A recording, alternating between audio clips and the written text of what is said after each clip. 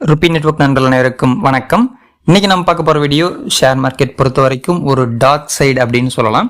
இதுல என்ன விஷயம் அப்படின்னா, பல கோடியை முதலீடு பண்ணவங்களுக்கும் சரி, சில லட்சங்கள் முதலீடு பண்ணவங்களுக்கும் சரி, ஜீரோல முடிஞ்ச சில பங்குகள், இன்னும் ரிஸ்க்ல இருக்கிற பல்வேறு பங்குகள் கூட இருக்கு. ஸோ இதெல்லாம் என்ன விஷயம் அப்படிங்கிறத நம்ம பார்க்கலாம். இதெல்லாம் பார்க்கறதுக்கு முன்னாடி நம்ம சேனலை நீங்க இப்பதான் பாக்குறீங்க அப்படின்னா நம்ம சேனலை சப்ஸ்கிரைப் பண்ண மறக்காதீங்க. டிஸ்க்ளைமர், இந்த வீடியோ ஃபுல்லாக எஜுகேஷனல் பர்பஸ்க்காக கிரியேட் செய்யப்படுது. இதில் எந்த ஒரு பங்கையும் வாங்குங்க அல்லது விற்றுங்கன்னா ஸ்டாக் ரெக்கமெண்டேஷன்ஸோ டிப்ஸோ கொடுப்பது கிடையாது. நான் செபி ரிஜிஸ்டர்ட் அட்வைசரும் கிடையாது.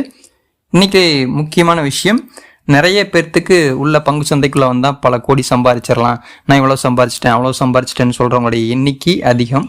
ஆனால் அதில் அவங்களுடைய டார்க் சைடு போய் பார்த்தீங்க அப்படின்னா தான் தெரியும் அவங்க எவ்வளோ பணத்தை இழந்திருக்காங்க அப்படிங்கிறத சில பேர் சொல்கிறது கிடையாது. இதற்கான காரணம் என்ன அப்படின்னா, நம்ம முதலீடு செய்கிற நிறுவனங்கள், இந்த மாதிரி காலியான பல்வேறு நிறுவனங்கள் இருக்குது. எவ்வளோ போட்டிருந்தாலுமே ஜீரோவில் போய் முடிஞ்ச நிறுவனங்கள் இருக்குது. அதை பற்றின ஒரு சின்ன டேட்டா தான் நம்ம கலெக்ட் பண்ணியிருக்கோம்.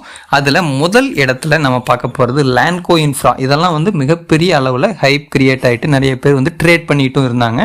இந்த பங்கு ஒரு 10 வருஷத்துக்கு முன்னாடி வாங்கியிருந்தாங்கன்னா, இதுக்கப்புறம் எல்லாமே இந்த இதில் கொடுத்துருக்கிற லிஸ்ட் எல்லாமே 10 வருஷத்துக்கு முன்னாடி வாங்கியிருந்தாங்க அப்படின்னா 1 கோடி ரூபாய் முதலீடு போட்டிருந்தா அவங்களுக்கு எவ்வளோ கிடைச்சிருக்குது. மோஸ்ட் ஆஃப் தி ஷேர்ஸ் இதில் லிஸ்ட் எடுத்துருக்கிறது ஜீரோவில் தான் முடிஞ்சிருக்கு. ஸோ அந்த என்னென்ன ஷேர்ஸுங்கிறத நம்ம இதில் பார்க்குறோம். இதில் முதல்ல பார்க்குறதா இந்த லேண்ட்கோ இன்ஃப்ரா அப்படிங்கிற ஒரு ஷேர். ஏன்னா சில நிறுவனங்கள் 10 வருஷம் நம்ம சொல்லியிருக்கோம் இப்போ இருந்து, பட் அது ஆரம்பித்து 2 வருஷத்தில் காலியானது இருக்குது, 3 வருஷத்தில் காலியானது இருக்குது, சில வருடங்கள் கழித்து காலியானது இருக்குது. ஓகேங்களா. ஸோ இந்த வரிசையில் முதல்ல பார்த்துட்டு தான் இந்த நிறுவனம். இவங்க என்ன பண்ணுறாங்க அப்படின்னு பார்த்தீங்கன்னா, அக்டோபர் 17, 2019 டீலிஸ்ட் பண்ணுறாங்க. இப்போ 2017 லிஸ்ட் பண்ணுறாங்க, 2019 டீலிஸ்ட் பண்ணுறாங்க. ஸோ இவங்க ப்ராப்பரான ஒரு ஹேண்ட்லிங் இல்லாததுனால டீலிஸ்ட் பண்ணுறாங்க. இதில் முதலீடு செய்தவர்களுக்கு 1 கோடி ரூபாய் முதலீடு செஞ்சிருந்தாலே அப்ராக்சிமேட்டாக இவங்களுடைய வேல்யூ ஜீரோ, எந்த ஒரு அமௌண்ட்டும் கிடையாது. எவ்வளோ முதலீடு பண்ணியிருந்தாலும், நம்ம 1 கோடிங்கிறத ஒரு வேல்யூக்காக நம்ம எடுத்திருக்கோமோ இல்லையா, 100 ரூபாய் போட்டிருந்தாலும் 100 ரூபாய் முடிஞ்சது தான். ஓகேங்களா. ஏன்னா ஒவ்வொருத்தருக்கும் அவங்களுடைய அமௌண்ட் அப்படிங்கிறது ரொம்ப முக்கியமான விஷயம். ஸோ இது லேண்ட்கோ இன்ஃப்ரா அப்படிங்கிறது அவங்க இப்போது டீலிஸ்டே பண்ணிட்டாங்க. அது பங்கே இப்போ இருக்காது. அடுத்தது சின்டாக்ஸ் இண்டஸ்ட்ரீஸ். இது எல்லாம் ஒரு காலத்தில் ஒரு மிகப்பெரிய அளவில் பில்டப் பண்ணி கொண்டுட்டு போயிட்டு இருந்த பங்குகள் அப்படிங்கிறதுனால தான் இதை நான் எடுத்து உங்களுக்கு ஒரு விஷயமா காட்டுறேன். ஏன்னா எல்லாருமே இதில் நிறைய சம்பாதிக்கலான்னு சொல்லி தான் உள்ள நிறைய பேர் வர்றாங்க. இதில் இப்படி பணம் போகிறதுக்கும் வாய்ப்புகள் இருக்குது அப்படிங்கிற ஒரு விஷயத்தை மக்கள் லேர்ன் பண்ணணுங்கிறதுக்காக தான் இவ்வளோ ஒரு ரிஸ்க் எடுத்து நம்ம கண்டென்ட் கிரியேட் பண்ணியிருக்கோம். 10 வருஷத்துக்கு முன்னாடி நீங்கள் 1 கோடி ரூபாய் போட்டிருந்தாலுமே இவங்களுடைய ரிஸ்க் எந்த அளவுக்கு போயிருக்குது அப்படிங்கிறத பார்த்தீங்கன்னா உங்களுக்கே தெரியும். இவங்க எப்போ டீலிஸ்ட் பண்ணுறாங்க அப்படின்னு பார்த்தீங்கன்னா, மார்ச் 10, 2023 அவங்க டீலிஸ்ட் பண்ணுறாங்க. அண்ட் அதுக்கு முன்னாடி மார்ச் 22, 2022 அவங்க கிட்டத்தட்ட ஃபைனல் டீலிஸ்டிங் லெவலுக்கு அவங்க போயிடுறாங்க. ஸோ இதில் இவங்க கேபிட்டல் எல்லாமே, இதில் முதலீடு செய்தவர்களுடைய கேபிட்டல் எல்லாமே ஜீரோ அப்படிங்கிற வேல்யூக்கு தான் போய் நிற்குது. எவ்வளோ 1 கோடி முதலீடு பண்ணியிருந்தாலும் பங்குதாரர்களுக்கு ஜீரோ அப்படிங்கிறது தான் ரிசல்ட். அடுத்து ரிலையன்ஸ் கம்யூனிகேஷன்ஸ், ஃபெமிலியரான பிராண்டு அப்படின்ட்டு நிறைய பேர் எல்லாம் உள்ள நுழைஞ்சிருப்பாங்க. ஆனால் இதில் நடந்த விஷயம் என்னங்கிறது உங்களுக்கு ஹிஸ்ட்ரி காட்டுறேன் பாருங்கள். ஆனுவலைஸ்டு ரிசல்ட்ஸ் இதெல்லாம் இருக்குது, போய் பார்த்தீங்கனாலும் இப்போ இருக்குது. இதெல்லாம் டீலிஸ்ட் கிடையாது.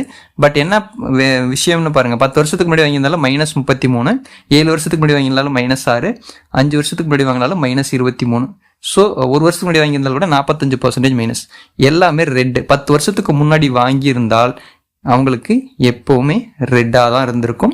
அவங்களுடைய முதலீடுமே கிட்டத்தட்ட 0 அப்படிங்கிற வேல்யூவில் தான் போய் முடிஞ்சிருக்கும். மிகப்பெரிய பிராண்ட் அப்படின்னாலுமே சில நேரங்களில் சறுக்கத்தான் செய்யும். நமக்கு நேரம் சரியில்லை அப்படின்னாலோ, நம்முடைய அனாலிசிஸ் சரியில்லை அப்படின்னாலோ, ஃபண்டமெண்டலாக விஷயங்களை நம்ம செக் பண்ணாமல் விட்டனாலும் இந்த மாதிரி விஷயங்கள் நடப்பதற்கு வாய்ப்புகள் இருக்குதுங்கிறத புரிஞ்சுக்கணுங்கிறதுக்காக சொல்கிறேன்.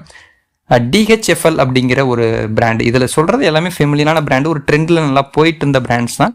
ஆகஸ்ட் 2016 அப்படிங்கிற ஒரு லெவல்லேருந்து கால்குலேட் பண்ணி பார்க்கும்போது 2019 ஸ்டார்ட் ஆகும்போதே இவங்க கொஞ்சம் நல்லா டெவலப் ஆகிட்டு கொண்டு வர்றாங்க.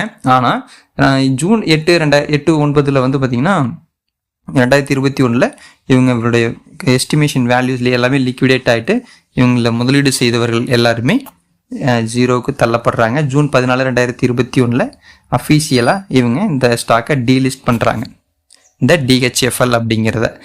இவங்களுடைய முதலீட்டாளர்களுக்கு ஆல்வேஸ் ஜீரோ தான்.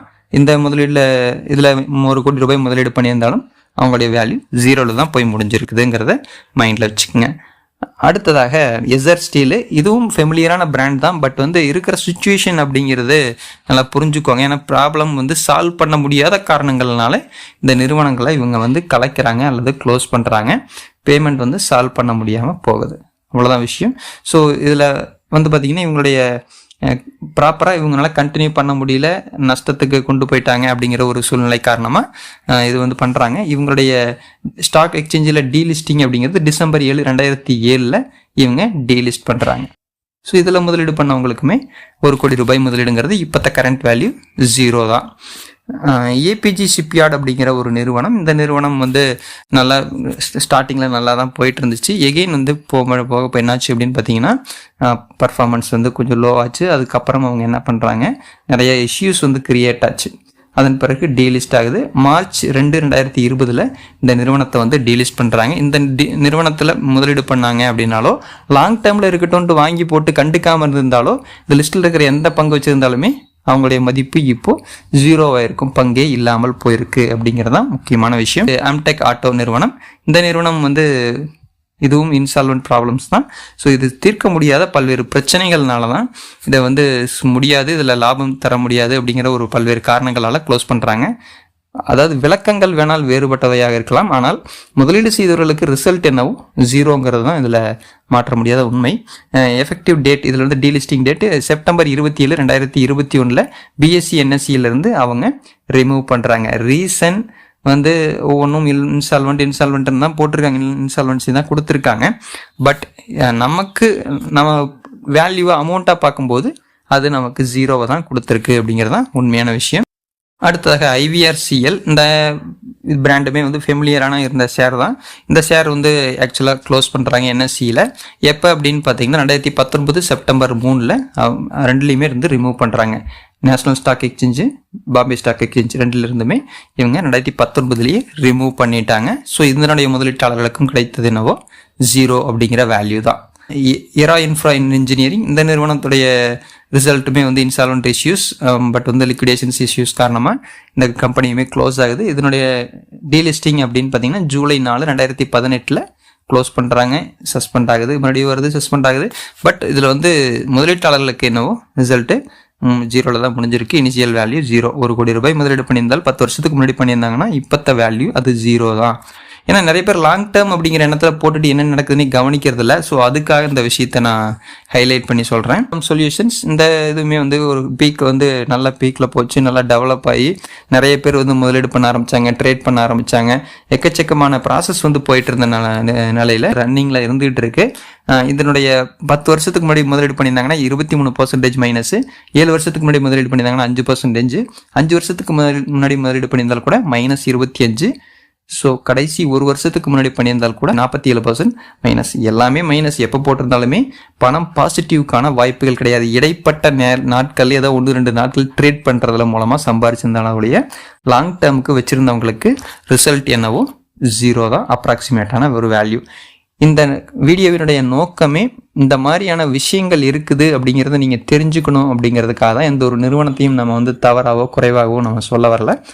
என்ன விஷயம்னா, நம்ம ஒரு தொகையை முதலீடு பண்ணுறோம் அப்படின்னா அந்த நிறுவனத்தில் இருக்கிற ரிஸ்க்கை புரிஞ்சுக்குங்க. இருக்கிற எல்லா பணத்தையும் போட்டு நான் பெருசாக்குறேன் அப்படிங்கிற எண்ணத்துக்குள்ளே என்றைக்குமே வர வேணாம். ஏன்னா எந்த நிறுவனம் வேணாலும், எப்போ வேணாலும், எவ்வளோ ஃபெமிலியரான பிராண்ட் வேணாலும் க்ளோஸ் ஆகிறதுக்கு பாசிபிலிட்டிஸ் இருக்குது. அதனால் ரிஸ்க்கை உணர்ந்து முதலீடு பண்ணுங்கள். என்னன்னே தெரியாமல் எல்லாரும் பணம் போடுறாங்க, நானும் போடுறேன்ட்டு போட வேணாம். அதில் இருக்கிற ரிஸ்க்குங்கிறத புரிஞ்சுக்குங்க. எக்ஸ்ட்ரா இருக்கிற ஒரு சின்ன தொகையை மட்டும்தான் நம்ம ட்ரை பண்ணணுமோ ஒழிய, அதுவும் நம்ம இதில் கட்டாயமாக இதில் போடுங்கன்னெலாம் நம்ம சொல்லலை. பட் இருந்தாலுமே நான் சொல்கிறேன், ஏன்னா நிறைய பேர் இவ்வளோ பெரிய பெரிய தொகைகளை போட்டு இழக்கிறாங்க அப்படிங்கிறதுக்காக தான், உங்களுக்கு புரியட்டுங்கிறதுக்காக தான். ₹1 கோடி போட்டிருந்தால் கூட உங்களுக்கு பணம் 0ல் போய் நிற்குது அப்படிங்கிறத உணரணுங்கிறதுக்காக தான் இந்த வீடியோ. இந்த வீடியோ உங்களுக்கு எல்லாத்துக்குமே யூஸ்ஃபுல்லாக இருந்திருக்கும்னு நினைக்கிறேன். மீண்டும் அடுத்த வீடியோவில் சந்திக்கலாம். நன்றி, வணக்கம்.